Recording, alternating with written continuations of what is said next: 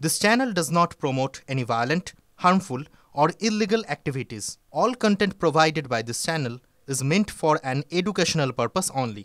জানিয়ে রাখি এবার সিবিআই মামলাতেও জামিন পেলেন পার্থ চট্টোপাধ্যায়। আগে ইডি মামলায় জামিন পেয়েছিলেন, একই শর্তে তিনি জামিন পেলেন সিবিআই মামলাতেও। ফিরদৌস সামিম এই মুহূর্তে আমাদের সঙ্গে রয়েছেন। ফিরদৌস বাবু, আপনার কাছে একটা প্রশ্ন, যেহেতু ইডি এবং সিবিআই দুটো মামলাতেই একই শর্তে জামিন পেয়েছেন, তাহলে তার জেল মুক্তি কি সম্ভব? অন্যান্য মামলাও রয়েছে, তার আরো মামলা রয়েছে, সেগুলো থেকে জামিন পাওয়া তাহলে খুব ইজি হবে, মানে একটু পথ কি সুগম হবে? দেখুন, আমি মনে করি এদের জামিন পাওয়া উচিত নয়। তার কারণ হচ্ছে এরা একাধিক দুর্নীতি করেছে। এটা একটা চাকরিতে দুর্নীতি করেছে তা তো নয়, বিভিন্ন নিয়োগে দুর্নীতি করেছে। নবম, দশম, একাদশ, দ্বাদশ, গ্রুপ সি, গ্রুপ ডি, প্রাথমিক বিভিন্ন নিয়োগে দুর্নীতি করেছে। ফলে একটাতে জামিন পেলেও আরো অনেক মামলা রয়েছে এবং আমি তবে সিবিআই এবং ইডিকে বলবো আরো তৎপরতার সঙ্গে তদন্ত করুন। এই শুধুমাত্র এই তাদেরকে বেল পাওয়ার বন্দোবস্ত করানোর জন্য তদন্ত দ্রুত গতিতে তদন্ত চলছে, এটা হওয়া উচিত নয়।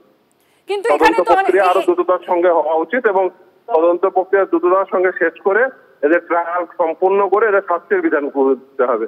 দেখুন, এই ইন্টারিম বেল পাবেন, অন্তর্বর্তীকালীন বেল পাবেন, সেই বেল পেয়ে যারা হয়তো কেউ কেউ বেরিয়ে হয়ে চলে এসছেন, যেমন মানিক ভট্টাচার্য। ফলে এই যারা বেরিয়ে আসছেন তারা এই বিষয়টিকে একটি দীর্ঘ একটি প্রসিডিওর হওয়ার জন্য তারা সেই সুবিধাটা পাচ্ছেন। এই সুবিধাটা যদি না দিতে হয় তাহলে সিবিআই এবং ইডিকে উভয়কেই তৎপরতার সঙ্গে এই তদন্ত প্রক্রিয়া শেষ করতে হবে।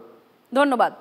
আমাদের প্রতিনিধি, অপর প্রতিনিধি জ্যোতির্ময় কর্মকার আমাদের সঙ্গে রয়েছেন। জ্যোতির্ময়, ঠিক এই জায়গায় জানতে চাইবো যে সিবিআই এর তরফ থেকে আদালতে যেটা বলা হয়েছে, একটা অসহযোগিতার প্রসঙ্গ তোলা হয়েছে রাজ্যের তরফ থেকে, এই বিষয়টা একটু জানতে চাইবো। সেক্ষেত্রে ঠিক কি আদালতের কোনো পর্যবেক্ষণ রয়েছে, কোনো মতামত, বক্তব্য? দেখো, এই বিষয়ে আপাতত আদালত কোনো পর্যবেক্ষণ দেয়নি। আদালত জানিয়ে দিয়েছে যে পার্থ চট্টোপাধ্যায়কে শর্ত সাপেক্ষে জামিন দেওয়া হচ্ছে সিবিআই মামলায়। এর আগে তিনি ইডি মামলায় জামিন পেয়েছেন এবং এক্ষেত্রে পার্থ চট্টোপাধ্যায়ের তরফে যিনি আইনজীবী রয়েছেন তিনি যুক্তি হিসেবে যে বিষয়গুলি সামনে নিয়ে আসেন তা হচ্ছে দীর্ঘদিন পার্থ চট্টোপাধ্যায় তিনি জেলে রয়েছেন, এখনো পর্যন্ত তদন্তের অভিমুখ স্পষ্ট নয়। অর্থাৎ কবে এই মামলার নিষ্পত্তি হবে, কবে হিয়ারিং শেষ হবে, সেই বিষয়গুলো এখনো পর্যন্ত স্পষ্ট নয়। ফলে একজন ব্যক্তিকে দীর্ঘদিন পর্যন্ত জেলে রাখা যায় না। ইডি মামলায় তিনি ইতিমধ্যেই জামিন পেয়েছেন এবং এই মামলার সঙ্গে সংশ্লিষ্ট যারা আরো ব্যক্তিরা রয়েছেন তাদের এক এক করে জামিন হয়ে যাচ্ছে। স্বাভাবিকভাবেই কোন গ্রাউন্ডে পার্থ চট্টোপাধ্যায় জামিন পাবেন না সেই বিষয়টি তারা তুলে ধরেন। কিন্তু আরেকটি বিষয় এখানে শুনানির সময় উঠে আসে, তা হচ্ছে যে সিবিআই বা ইডি কেন্দ্রীয় এজেন্সি যখন রাজ্যে তদন্ত করছে সেই সময়তে রাজ্য সরকারের যে প্রয়োজনীয় অনুমতি দেওয়া প্রয়োজন সেই অনুমতি দেওয়া হচ্ছে না এবং এক্ষেত্রে আদালতের তরফে আলাদা করে কোনো পর্যবেক্ষণ দেওয়া হয়নি। এই বিষয়গুলি নিয়ে কিন্তু এর আগেও একাধিক মামলা হয়েছে বা একাধিকবার শুধুমাত্র এই ইস্যু নিয়েই কিন্তু অন্য মামলা ফাইল হয়েছে। স্বাভাবিকভাবেই এই ইস্যু এই মুহূর্তে সুপ্রিম কোর্টে বিচারাধীন রয়েছে।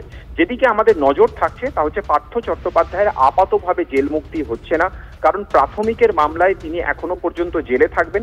কিছুটা স্বস্তি তার অবশ্যই ইডি এবং সিবিআই দুই দফায় তার এই জামিনের পরে এই বিষয়গুলি কোর্টে প্রেসিডেন্ট হিসেবে বা এই বিষয়গুলি আগামী দিনে কোর্টকে কিছুটা বোঝানোর ক্ষেত্রে হয়তো আইনজীবীর হাতিয়ার হতে পারে। জ্যোতির্ময়, তুমি সঙ্গে থাকো। সুপ্রিম কোর্টে বড় স্বস্তি পার্থ চট্টোপাধ্যায়ের, কারণ এবার সিবিআই মামলাতেও জামিন পেলেন একই শর্ত। ইডির মামলায় যে সমস্ত শর্তে তিনি জামিন পেয়েছিলেন, সিবিআই মামলাতেও একই শর্তে জামিনের নির্দেশ দেওয়া হয়েছে। নির্দেশ দিয়েছে সুপ্রিম কোর্টের ডিভিশন বেঞ্চ এবং আদালতে এজলাসের এই কেন্দ্রীয় এজেন্সির তরফ থেকে বলা হয় যে রাজ্যের ক্ষেত্রে তারা অনুমতি পাচ্ছেন না, বেশ কিছু ক্ষেত্রে তদন্তের জন্য রাজ্যের অনুমতি তারা পাচ্ছেন না। আর পার্থ চট্টোপাধ্যায়ের এই জামিনের পরেই যেটা প্রশ্ন ওঠে যে তার কি জেল মুক্তি হচ্ছে? না, জেল মুক্তি হচ্ছে না। তার কারণ তার নামে আরো বেশ কিছু মামলা রয়েছে প্রাথমিকের, সেই মামলাতে তিনি আপাতত জেলেই থাকবেন। আর এদিকে আর কি প্রসঙ্গ উঠে আসছে, কারণ যে দুর্নীতির প্রসঙ্গে তাকে গ্রেফতার করা হয় তারপর এই মামলা চলছে, এই পুরো প্রসঙ্গ আজও বড্ড বেশি প্রাসঙ্গিক হয়ে রয়েছে। কারণ আন্দোলনকারীরা এসএসসি ভবন অভিযান করবে আজকে, আর এই আন্দোলন চলছে, তাদের একটা সুপ্রিম কোর্ট পথ বাতলে দিয়েছে, সরকার পরীক্ষাও নিচ্ছে।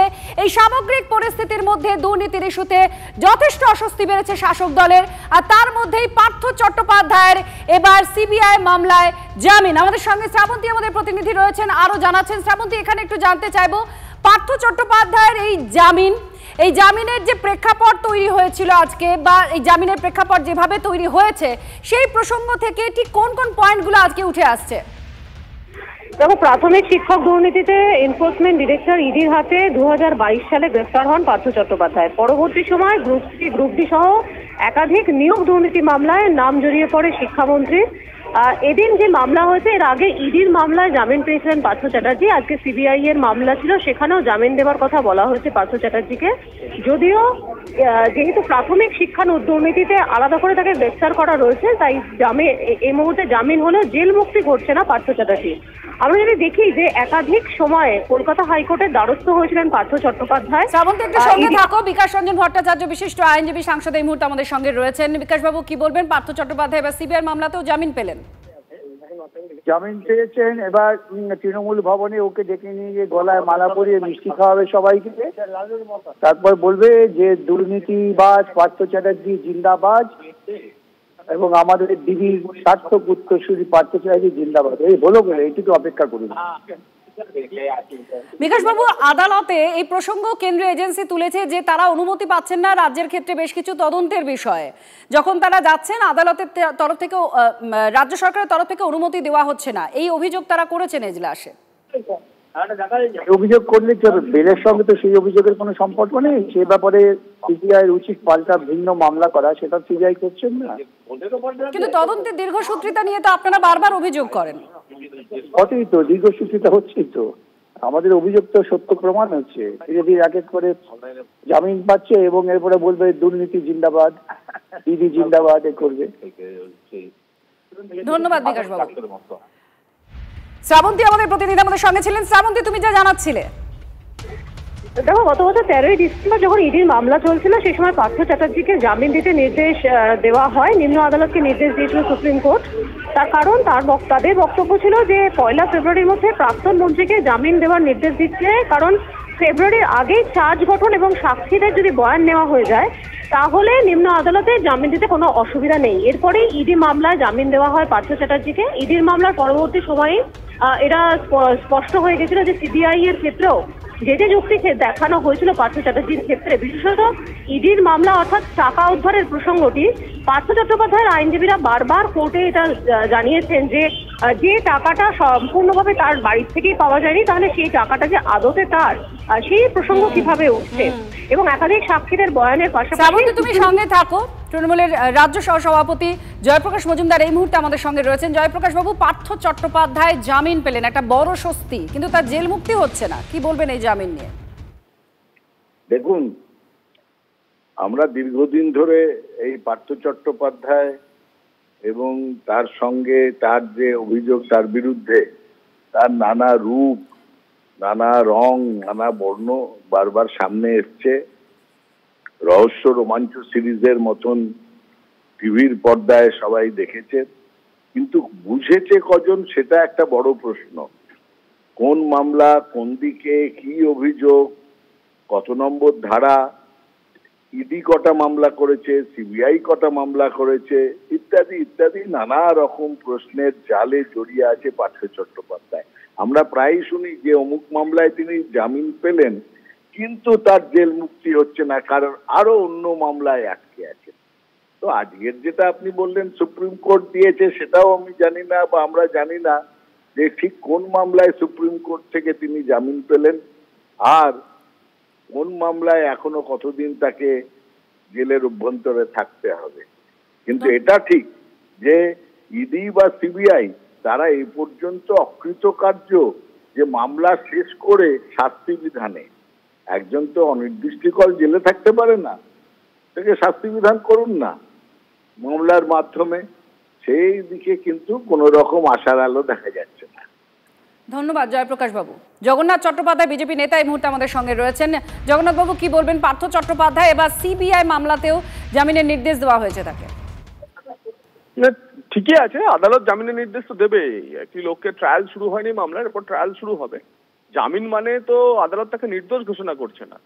ভারতীয় আইনের যে মূল ভাব, সেই ভাব হচ্ছে যে জামিন হচ্ছে ব্যতিক্রম, এই গ্রেপ্তারি হচ্ছে ব্যতিক্রম, জামিনটাই হচ্ছে বিধি বা রুল।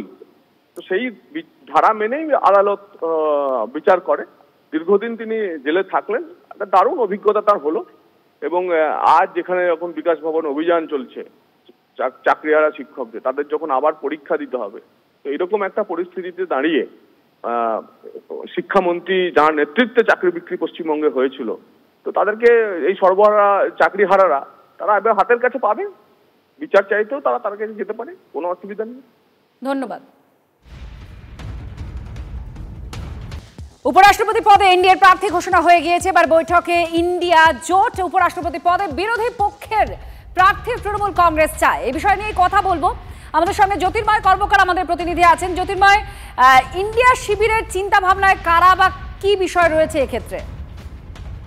যে খবর আমাদের কাছে আসছে যে ইতিমধ্যেই এনডিএ জোট তারা তাদের প্রার্থীর নাম ঘোষণা করে দিয়েছে এবং সেক্ষেত্রে যেটা গুরুত্বপূর্ণ বিষয় তা হচ্ছে যে বিরোধীদের দাবি যে একজন অরাজনৈতিক কোনো ব্যক্তিকে প্রার্থী করতে হবে। আপাতভাবে যা সূত্রের খবর যে কোনো একজন অরাজনৈতিক ব্যক্তিকে প্রার্থী করতে হবে এবং সেই দিকেই কিন্তু মূলত নজর থাকছে। আজকে সকাল 10টা 15তে আজকে বৈঠক হয়েছে সংসদীয় দলের নেতাদের, কিন্তু এক্ষেত্রে সংসদীয় দলের নেতাদের বৈঠক থেকে কোনো সিদ্ধান্ত হবে না, মূলত ইন্ডিয়া ব্লকের শীর্ষ নেতৃত্বের বৈঠক থেকেই এ বিষয়ে সিদ্ধান্ত গৃহীত হবে। যে খবর আমরা পাচ্ছি যে ইতিমধ্যেই কিন্তু মল্লিকার্জুন খাড়গে তিনি প্রত্যেক নেতৃত্বের সঙ্গে কথা বলতে শুরু করে দিয়েছেন। তিনি মমতা বন্দ্যোপাধ্যায়ের সঙ্গেও কথা বলবেন এবং সেক্ষেত্রে কোন নাম উঠে আসে, অর্থাৎ আজকের দিনটি যথেষ্ট গুরুত্বপূর্ণ, সেক্ষেত্রে কোন নাম আলোচনায় উঠে আসে সেদিকেই আমাদের নজর থাকবে। আগেরবার আমরা দেখেছি মমতা বন্দ্যোপাধ্যায় একটা ভূমিকা ছিল, সর্বাগ্রে তিনি একটা নামও সাজেস্ট করেছিলেন। এক্ষেত্রে সেই বিষয়গুলো নিয়ে কোনো খবর আসছে? এখনো পর্যন্ত কোনো নাম নিয়ে কিন্তু চর্চা হচ্ছে না, তবে একটি বিষয় তৃণমূলের তরফে যথেষ্ট তাৎপর্যপূর্ণ। অভিষেক বন্দ্যোপাধ্যায় টানা প্রায় 1 সপ্তাহ ধরে তিনি দিল্লিতে রয়েছেন।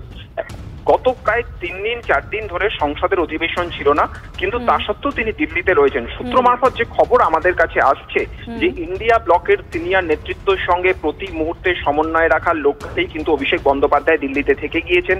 এখনো তিনি সংসদে রয়েছেন, তিনি এই মুহূর্তে তৃণমূলের পার্টি অফিসে গিয়েছেন। স্বাভাবিকভাবেই একটি বিভিন্ন স্তরে যে আলাপ আলোচনা চলছে এবং সেই আলাপ আলোচনার ক্ষেত্রে তৃণমূল যে গুরুত্বপূর্ণ ভূমিকা পালন করছে উপরাষ্ট্রপতি নির্বাচনে, তা অভিষেক বন্দ্যোপাধ্যায়ের উপস্থিতি স্পষ্ট করে দিচ্ছে। ধন্যবাদ।